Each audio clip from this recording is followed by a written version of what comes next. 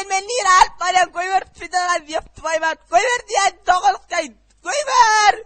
Koyver diyen içen kayın koyver. Beşim. Beşim.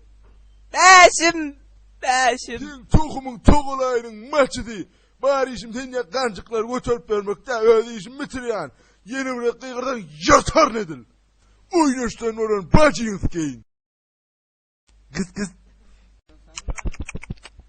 Yaptı iyiydi ne?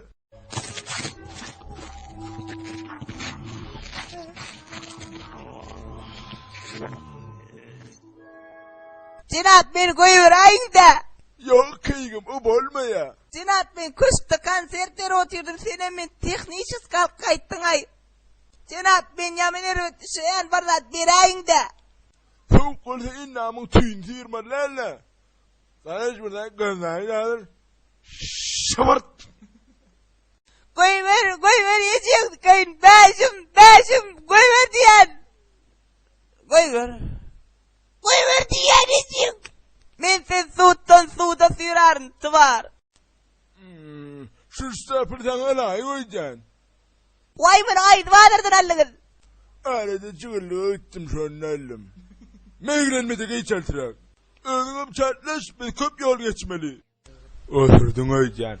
Oy utanırsın ben oturdum ola sen oturdun püf. Ne karın iyisi var. Eğer sen beni koyuvermesen ben beşmaydın. On dostlarken olur işip sen on moldarlar. Sen koz okuyan dostu var palit okuyan dostu var. Yolu kay dostum ha. Tayan götüne sokar. Domuzun vurkoç. On yan. Ey bile. Buradan etme ne? Neyimiz bir yapay? Neyim o zaman? Yaptık buna gerek geleceksin. Kaybedecek on yan. Şakayı bela. İçin. Lira cehennem ollukane. Karış tutaydı dur gelecek abi. Gideyim. Tutaydı yeter. Sakın.